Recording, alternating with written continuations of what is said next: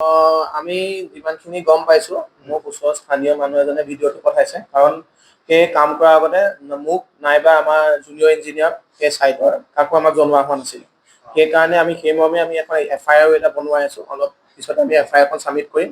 Electrical ইনস্পেক্টৰক আমি report এটাও দিম ফাৰ্ডাৰ এনকুৱাৰীৰ কাৰণে।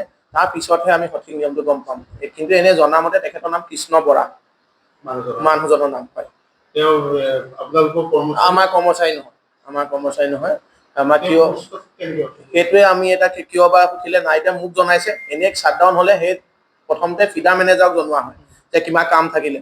ফিডাৰ মেনেজাৰকো জনোৱা নাই বা মোকো জনোৱা নাই। সেইকাৰণে আমি এনকুৱাৰী এটা কাৰণে পঠাইছোঁ। ইলেক্ট্ৰিকেল ইনস্পেক্টৰকো জনাইছোঁ, মই আমাৰ CO ছাৰসকলকো জনাইছোঁ। এটা FIR এখন সেই গোটেই ঘটনাটোৰ ওপৰত দিছোঁ যে আমাক নজনোৱাকৈ মানুহ এজন এনেকৈ আমাৰ LT নেটৱৰ্কৰ ওপৰত উঠি কাম কৰিব লওঁতে এখন ৰেষ্টুৰেণ্টৰ তেওঁলোকৰ নিজা ট্ৰান্সফৰ্মাৰ আছে, আকৌ এটা চাৰ্ভিচ কেবল বেলেগ ধৰণে তাত লগাবলৈ গৈছিল। সেই গোটেইখিনি আমি এনকুৱাৰীৰ কাৰণে দিম। আমিও সেইখিনিও গম পাইছোঁ, সেইখিনি গোটেইখিনি এনকুৱাৰীৰ কাৰণে দিম। না মোক জনাইছে, না হেৰিক জনাইছে। আপোনালোকৰ এজন কৰ্মচাৰী কোন হয় নাজানো, তেওঁৰ নামটো বিষ্ণু কলিতাৰ নাম আহিছে। বিষ্ণু কলিতা কোন? আমাৰ লাইনমেন। না বিষ্ণু কলিতাও কিন্তু মোক জনোৱা নাই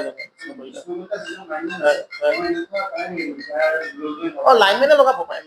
লাইন মিটাৰ অফিচিয়েলি নহয়, কি কয় তেখেত যিহেতু আমাৰ ছাৰ্ভিচ কানেকশ্যন ছাৰ, তেখেতৰ ওচৰত হেৰিও আছে। কিন্তু মই বা আমাৰ জুনিয়ৰ ইঞ্জিনিয়াৰ গম নাপায় সেইটো নহয়। আমাৰ ষ্ট'ৰৰ পৰা যেতিয়া পেমেণ্ট হয়, আমাৰ ষ্ট'ৰ কিপাৰৰ পৰা মিটাৰটো লৈ তেতিয়া লাইনমেন পেমেণ্ট কৰিছিলে। হয়, চিষ্টেমত ৰেকৰ্ড আছে পেমেণ্ট কৰা। কৰিছে। সেই গোটেইখিনি আমি এটা এনকুৱাৰী কৰিব লাগিব, কাৰণ এইটো আধা ঘণ্টা এঘণ্টামানৰ আগত হৈছেতো। এইখিনি গোটেইখিনি এটা এনকুৱাৰীৰ কাৰণে মই কৰিছোঁ। যিটো ভিজুৱেলছ মোৰ ওচৰতে আছে, আপুনি চাওকচোন।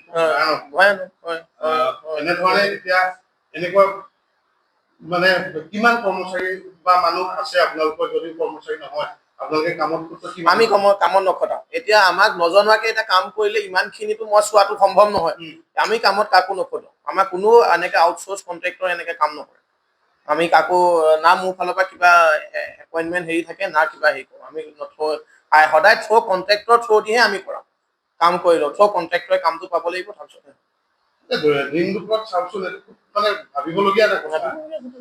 কিন্তু থেংকফুলি আমি এটাই ভাল পাইছোঁ যে মানুহজন ঠিকে আছে। এতিয়া আহিলে মেডিকেলৰ পৰা ৰিলিজ দিলে তেখেতক। খালি মূৰত অলপ দুখ পাইছে, খালি বাৰ্ণ নহয়। তাকে এতিয়া ইলেক্ট্ৰকিউচনে হয় নে শ্লিপ খাই পৰিলে সেইটো নহয়, কাৰণ ইলেক্ট্ৰকিউচন হ'লে আপোনাৰ মানে বাৰ্ণ হ'ব, হাতখনে জ্বলিব বা কিবা এটা। একো এক্সটাৰ্নেল বাৰ্ণ নাই।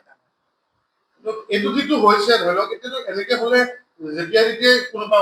সেইকাৰণে আমি এটা প্ৰথম যেতিয়া হৈছে, সেইকাৰণে এই প্ৰথম মুহূৰ্ততে আমি হায়াৰ অথৰিটি এনকুৱাৰীৰ কাৰণে আমি দিয়া হৈছে, কাৰণ যাতে আগলৈ নহয়, সুদূৰ ভৱিষ্যতৰ কাৰণে। ঠিক আছে, থেংক ইউ।